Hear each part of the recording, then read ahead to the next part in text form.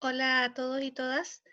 En esta clase vamos a estudiar la ecuación de balance de materia y vamos a dar algunos procedimientos que son los sugeridos para poder desarrollar de manera eficiente un balance de masa.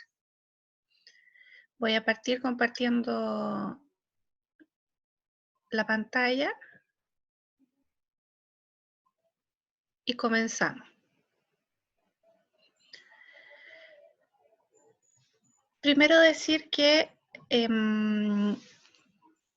conocer el comportamiento de la masa para el estudio termodinámico de un sistema es fundamental, dado que la masa es una propiedad termodinámica y está íntimamente relacionada, por supuesto, con la cantidad de energía que se transfiere. Por lo tanto, es importante para nosotros que conocerla y saber cómo se comporta durante nuestro proceso. Ese comportamiento se rige por la ecuación de conservación de la masa, que en términos simples, en un sistema general, por supuesto, como se ve aquí, cualquier sistema arbitrario, si esta masa está fluyendo desde un punto 1 a un punto 2, nosotros podríamos decir que la cantidad de masa que ingresa al sistema menos la cantidad de masa que sale del sistema, más la cantidad de masa que se genera o se elimina producto de una reacción química, esa sumatoria de ahí debiese ser igual a la acumulación, ¿ya? Eso en términos muy generales. Lo importante aquí es que para poder desarrollar este balance de materia, nosotros debiésemos tener conocimiento de esos términos o de qué es lo que pasa con cada uno de esos términos relacionados con la masa en el sistema que estoy analizando. Estas diapositivas las he sacado, ahí está el link de donde he sacado estas diapositivas, para que usted las revise y revise las otras que hay en ese mismo link por si le interesa. Si lo llevamos, lo anterior, digamos, lo llevamos a ya una ecuación más formal, nosotros podríamos decir que la acumulación de cualquier componente, en este caso un componente I, que puede ser cualquiera de los componentes que participan en el proceso, que se denota como una diferencial de masa en función del tiempo, donde ese tiempo representa, por supuesto, el tiempo en que se desarrolla el proceso, tendría que ser igual a la cantidad de masa que ingresa, en este caso del componente que estoy analizando, menos la cantidad de masa que sale de ese componente que estoy analizando, y en este caso un término que debe representar la cantidad de masa que se produce o que se consume durante mi proceso, si es que este proceso incluyera transformación de química de alguno de los componentes. Eso en términos de el componente, se entiende que aquí este es un balance por componente. Si yo quisiera hacer el análisis global de mi balance de materia, simplemente general de todas las masas juntas, yo podría expresarlo de esta forma. La acumulación, ¿cierto? El diferencial en masa total en función del tiempo tendría que ser simplemente igual a lo que entra menos lo que sale. Cuando analizo todos los componentes juntos, es decir, los totales, este término, aunque exista transformación química, desaparece. Por supuesto que esta situación, ya una vez que tengamos nuestros ejemplos, podrá quedar más clara. Para poder desarrollar un balance de materia junto con tener una estrategia, también tenemos que saber para qué nos sirven estos balances. Fundamentalmente para el estudio de la termodinámica, como ya decía, normalmente el conocimiento de la masa es previo al conocimiento de otras propiedades que dependen de ella, por eso es que es fundamental tenerla cuando quiero entrar en el estudio termodinámico. Estos balances nos van a servir para entender los procesos, entender qué sucede con la masa y tener datos que nos pudiesen faltar, ¿cierto?, dentro de mi sistema. Realizar un balance de materia en un proceso industrial que puede contener uno o más procesos y puede tener múltiples corrientes de entrada y de salida, requiere una estrategia, ¿ya? Y en esa estrategia hay que ser ojalá bien estrictos o estrictas para poder finalmente llegar a un desarrollo correcto de lo que estoy buscando. Una de las primeras cosas que uno debe realizar cuando hace un balance de materia es un buen esquema o diagrama de lo que está sucediendo en el proceso, ¿ya? Un diagrama de un proceso o un sistema de análisis debe incluir bloques, que normalmente son estos rectángulos, que indican las etapas del proceso. En este problema, por ejemplo, en este ejemplo, perdón, que yo les he dado aquí, se indica que una corriente de aire húmedo ingresa a un condensador en el cual se le extrae por condensación el agua, ¿cierto? Y eso hace que la corriente de salida tenga otras condiciones. En ese ejemplo, el único proceso que se menciona es el proceso de condensación, ¿ya? Lo único que se está mencionando. Por lo tanto, en ese ejemplo, nuestro diagrama tendría solamente un bloque. Y tendría tres corrientes, una de entrada, que yo la muestro como flecha, de entrada a mi bloque, ¿cierto? Que es mi proceso, y dos de salida de mi bloque, una que es el condensado y otra que es el aire resultante una vez que se le sacó parte del agua, ¿ya?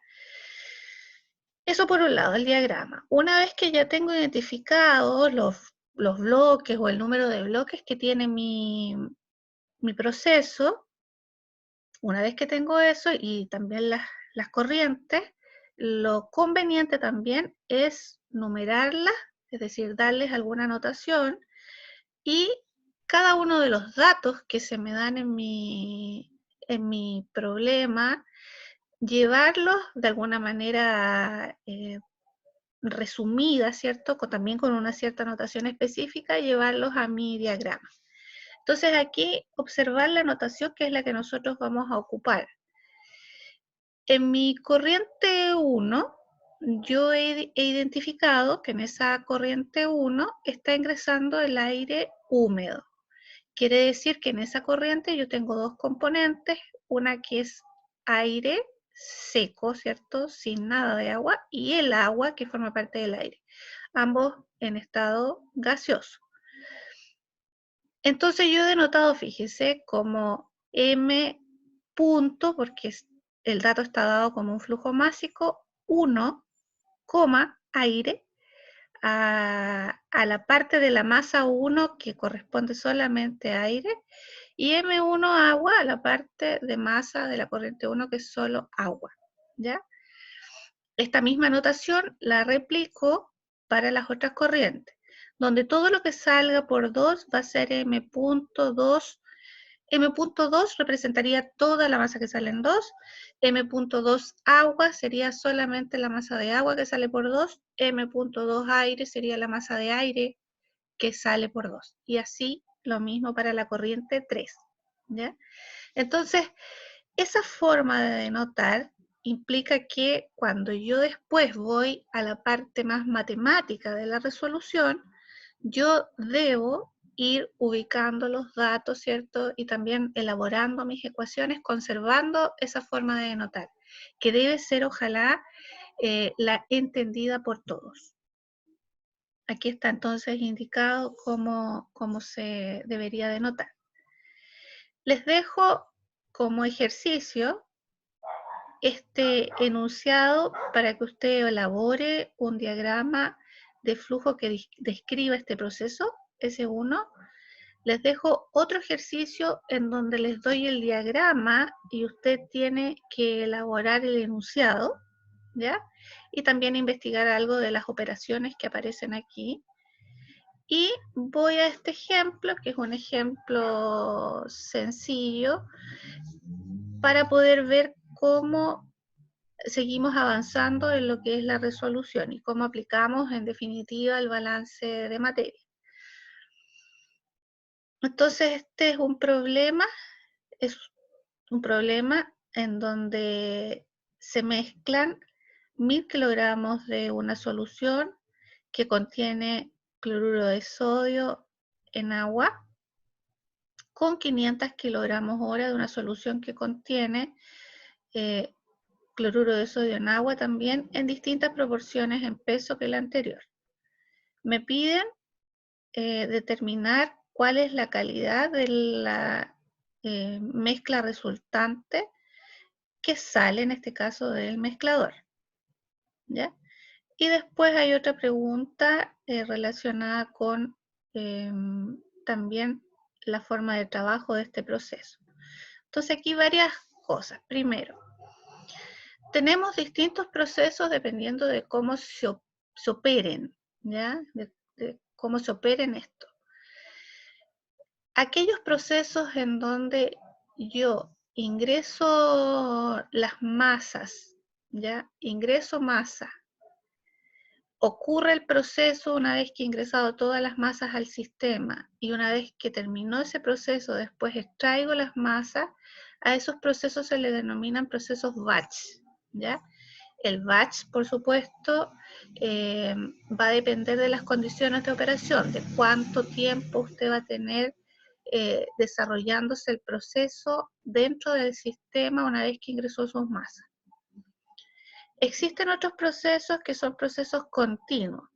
En los procesos continuos lo que tenemos es que en todo momento del tiempo está ingresando materia y está saliendo materia del sistema y también puede estar ocurriendo, por supuesto, el proceso dentro del sistema, ¿ya?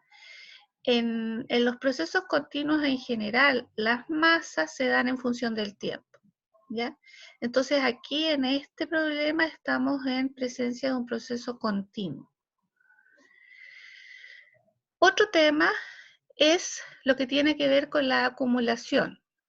Cuando en los procesos usted tiene acumulación dentro del sistema, es decir, los procesos batch, por ejemplo, son por definición, son además procesos acumulativos, porque usted cuando ingresa la materia, acumuló la materia dentro del sistema y después desarrolla el proceso en un cierto tiempo, que es el tiempo que dura el batch, y después sale la materia. Entonces los procesos batch son además procesos acumulativos, que para nosotros por definición se denominan procesos transientes, ¿ya? Pero además existen procesos que no acumulan materia, es decir, toda la materia que está ingresando al sistema es la misma materia que está saliendo del sistema. Ese tipo de procesos se denominan procesos estables o estacionarios. Y en esos procesos, como la acumulación no existe, el diferencial de masa en función del tiempo es igual a 0. Entonces, saber si el proceso es acumulativo o no requiere que yo tenga información dentro del problema. Cuando no tengo información dentro del problema, yo lo que voy a asumir es que no tengo acumulación, ¿ya? Es decir, que el proceso está ocurriendo en la situación ideal para los procesos, que es la estabilidad, ¿ya? Que es la etapa estacionaria. Entonces, como no se me dice, yo necesito saberlo, porque si no, esta variable de m de t no sería 0, ¿cierto? Como no se me dice, yo voy a suponerla, ¿ya? Y resuelvo el problema con esa suposición, y si no fuera así, bueno, después con mayor información del proceso podría entonces hacer las correcciones. Eso por un lado. Y además, mirando las masas, por supuesto, cómo se me entregan, esto es un proceso, por supuesto, continuo. Por lo tanto, eso también es importante para cómo se desarrolla el problema. Lo otro es que ya he identificado que aquí hay solamente una etapa, una operación, que es la operación de mezclado. ¿Ya? Aquí también observar que en procesos industriales tenemos dos conceptos que se ocupan. Uno es el de la operación unitaria y el otro es el de proceso unitario. ¿Ya? Decir que la operación unitaria como concepto está reservado para aquellos procesos en donde no existe transformación de tipo química dentro del sistema. Eso significa que todo proceso en donde se cumpla eso, ¿cierto? Sería una operación unitaria. En el caso de los procesos de mezclado, su único objetivo es tomar distintas corrientes, mezclarlas, como dice su nombre, ¿cierto? Para poder obtener una solución en donde la solución es mi objetivo, ¿ya? No está dentro del objetivo del proceso mezclado la reacción química o la transformación química, lo que significa que esto clasifica como operación unitaria. Los procesos unitarios son aquellos en donde sí hay transformación química, ¿ya? Y por supuesto se trabajan de una manera también ocupando la ecuación de balance de materia, pero ya el término de producción o de generación o de consumo aparecen y ahí tenemos que aprender una estrategia para ocupar ese término. Aquí entonces en este problema tenemos solamente una operación, que es la operación de mezclado. Ya por el enunciado sabemos que son dos corrientes de entrada y una de salida. Yo las he enumerado, fíjese, para poder identificarlas, y he puesto los datos que me dan en el problema en cada corriente, para pasar entonces después a la etapa siguiente, que es la de enunciar las ecuaciones de balance. ¿Ok?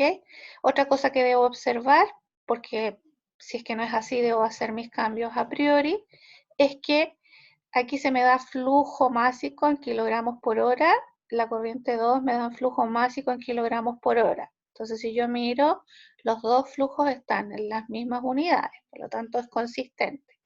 Lo otro que se me dan son porcentajes en peso o en masa, que son lo mismo, y eso está consistente con los flujos másicos, es decir, las mismas, también consistentes, las mismas unidades o equivalentes se pueden aplicar. Si estos porcentajes fueran molares, por ejemplo, yo no puedo aplicar porcentajes molares a masa porque no es consistente y eso significa que tendría que hacer algún cambio. ¿Ya? Es decir, que esté todo consistente para poder después ocuparlo, eso también es algo que debo fijarme en esta etapa, en la etapa inicial. Después recién voy a ver, cuando ya está todo consistente y tengo mi diagrama bien elaborado, voy a ver cuántas ecuaciones puedo plantear. En un sistema siempre se pueden plantear n+1 ecuaciones de balance, donde n es el número de componentes que participan en mi proceso. Si usted se fija en este proceso, participan dos componentes, uno que es el cloruro de sodio y otro que es el agua. Por lo tanto, como son dos componentes, serían 2 más 1, yo puedo plantear 3 ecuaciones de balance. En esas 3 ecuaciones de balance está la ecuación de balance global, considerando todos los componentes, y una ecuación por cada componente que yo tenga. Es decir, una ecuación para el NaCl y otra para el agua. He puesto aquí después todos mis datos, ¿ya? Los datos que me entrega el problema, y fíjense, la anotación sigue siendo la anotación, la consistente con la que vimos al inicio. M1, que en este caso tendría que ser M1 punto, ¿cierto? Lo he puesto M1 por una facilidad simplemente de escritura. M1 punto, el dato que me dan, 1000 kilogramos por hora. Después, lo otro que me dan son los porcentajes en peso, 1 de la corriente 1, NaCl, que me dicen que es 20%. Eso hace que si yo este porcentaje lo pase a fracción de esta forma, 20%, ¿cierto? Dividido por 100, que vendría siendo la base de los porcentajes, y de esa forma lo paso a fracción. M2 puntos, que aquí lo he puesto solamente como M2, que es 500 kilogramos hora también, ¿ya? Y la fracción equivalente al cloruro de sodio, que en este caso sería el 70% dividido 100, ¿ya? Que ahí lo he puesto. He puesto esos datos ahí porque es probable que después los ocupe, ¿ah? Siempre es ideal tener clarito cuáles son los datos que tengo. Y después mis ecuaciones.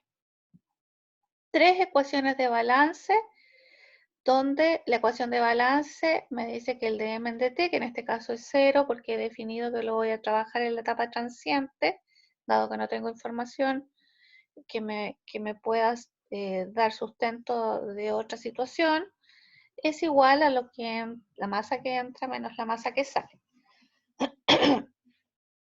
Entonces, para el balance de masa global, ¿qué es lo que tengo? Tengo que la masa que entra en este caso, voy a ir a mi esquema.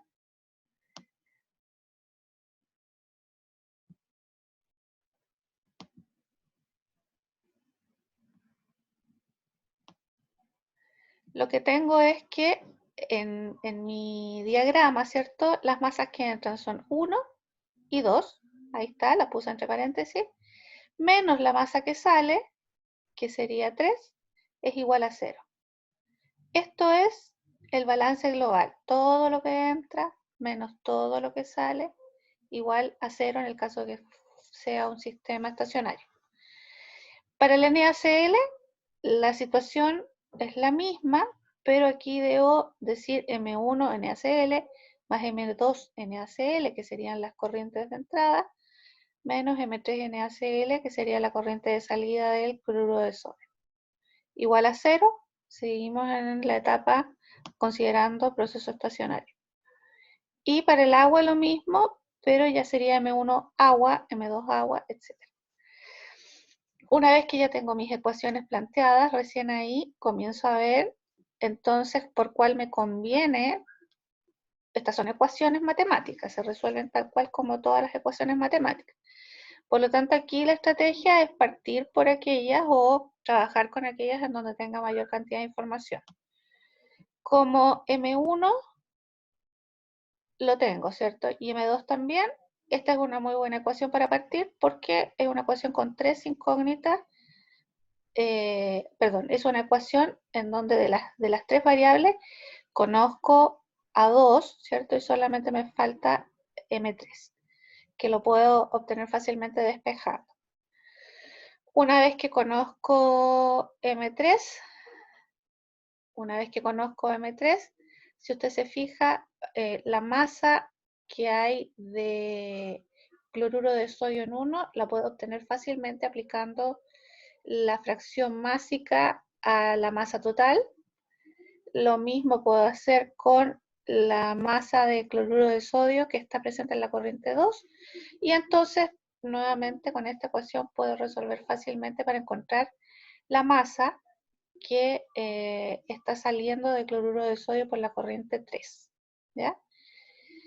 Y puedo hacer lo mismo después para encontrar, en este caso, la corriente 3 de agua.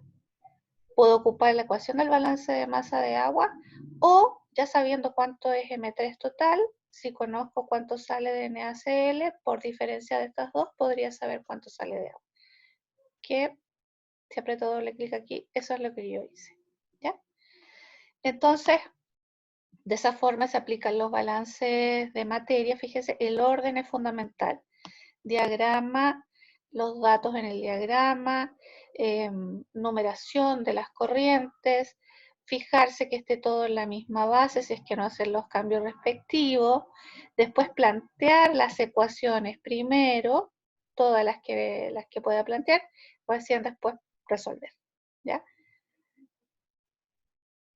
Una vez que he resuelto, voy a ir a ver qué es lo que me están preguntando.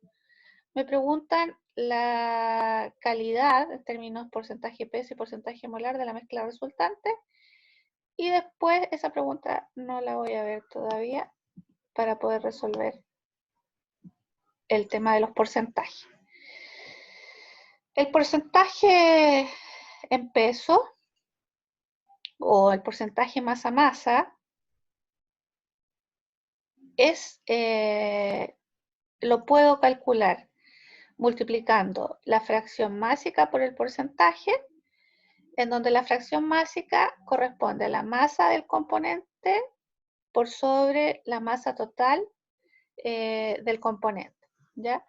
Eso significa que, por ejemplo, en la corriente 3, si yo sé que la corriente 3 en total es la suma de estos dos valores, 1500 kilogramos hora, y yo sé que de esos 1500 kilogramos hora, 550 son de un componente y 950 son de otro, la fracción másica se obtendrá haciendo masa de, por ejemplo, la fracción másica del NaCl en 3 será la masa de NaCl en 3 partido por la masa total en 3. Esa es la fracción másica. Si esa fracción másica la multiplico por 100, obtengo porcentaje másico o porcentaje en peso, ¿ya? ¿Qué es lo que yo tengo ahí? ¿Se fijan? Ese valor dividido por ese multiplicado por 100.